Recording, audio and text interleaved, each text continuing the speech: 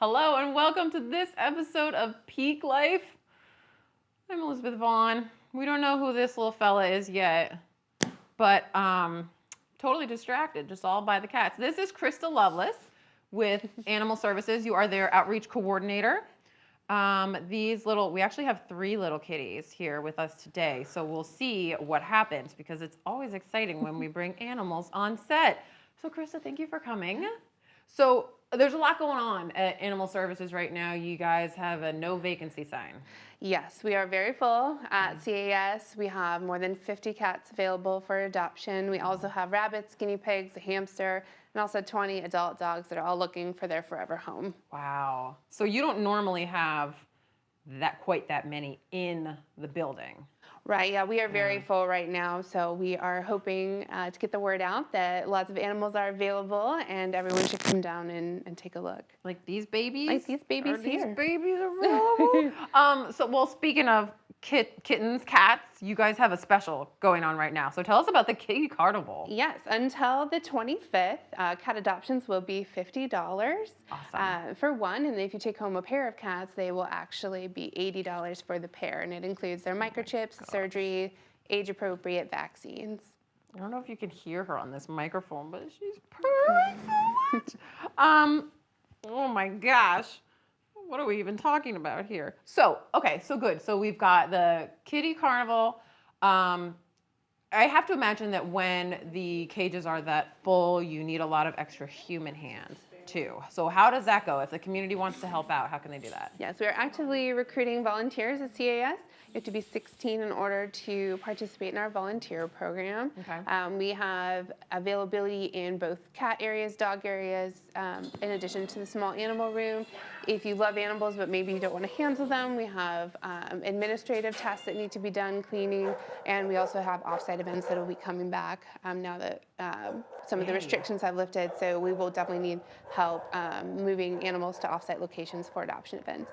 Was the quarantine and COVID, was the past year hard for you guys? How did it affect y'all? Yeah, it was very hard. For a while, we weren't able to have volunteers in the building, so our small staff was doing all the heavy lifting. So we are really thankful that our volunteers are coming back and that people are showing interest in volunteering with us again. Now, what about if somebody wants to foster an animal, just take them home for a little bit, help ease the shelter a little bit? What's that program like? We do have a foster program. You borrow and care for mostly kittens that are under 8 weeks, as early as 1 day old, all the way up to 8 weeks, whether they need bottle feeding, medical needs, or just socialization like this. They just need to be held and shown that people are pretty fun to be around. Oh my gosh. So those opportunities are there as well. And to sign up to be a volunteer or a foster, you can go to our website, savechesapeake.net/animal services, and go to the volunteer tab, and it'll show you the paperwork from there. So what if you're obsessed? Oh my gosh, do we have a shot of this? Oh my gosh. What if you're obsessed, like I am right now, but your house is already full? How else can I help? Do you need supplies? Do you need funds? Or, how else do you accept help? We have multiple ways that you can help us. We do take supply donations. We do have an Amazon wish list. In addition to that, if you recycle cans, we do take aluminum. We have a trailer out front of CAS that you can drop your aluminum cans in. And then when we recycle those cans, money from that goes into our medical fund, which pays for advanced things that we may not always be able to cover, like mass removals or eye removals. We recently did a leg amputation on a kitten who had a really bad fracture, so it needed to go. Wow. And so those things are paid for by our medical donations. If you want to sponsor an adoption, maybe in memory of a pet you've lost or a family member, or you just want to give back that way, you can either sponsor a certain type of animal, either like a senior cat or a dog, or you can pick a specific animal in our shelter and pay for that adoption fee. Oh my gosh. I don't even know what else to say. These animals distract me so much. How did you get into this kind of work? And how do you prevent yourselves from bringing all of the animals home? It's hard. I'm pretty sure most staff members in our building have several animals. I I don't know bet. anybody who is animal free just yet, and if they are, they're definitely avid fosters. And so we do need them as well. But yeah, it's really fun to be around these guys, and we really hope to find them forever homes so that we can continue to take in more from our community.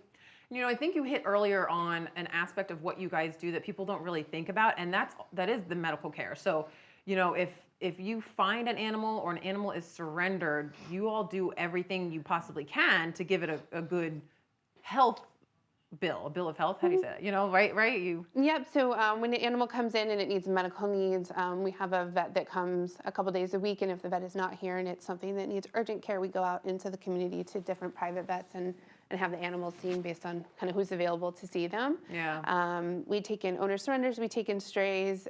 We also hold on to animals that are being held for court reasons. So we have about 200 animals currently in our care, 50 of which are in foster homes, the rest of which are in our building. Right. Well, sounds like there are lots of ways for us to get involved. The best way right now is to get in there and adopt, right? Yes. Get in there, take a look at these sweet little babies. Oh my gosh, bring them home. There's also some really cute pups. I got to see those earlier today. And some smaller animals. So if you're looking for like a rabbit or something, you guys even have that. Yeah. All right, we're going to send people to your building, 2100 South Military Highway, your website, citychesapeake.net/animal services, and you also do a Facebook page. Yes, we do. So great to follow you guys on all of those. Krista Lovelace, thank you so much for coming, and thank you for bringing these babies. Yeah. That does it for this episode of Peak Life. We'll see you again next time, won't we?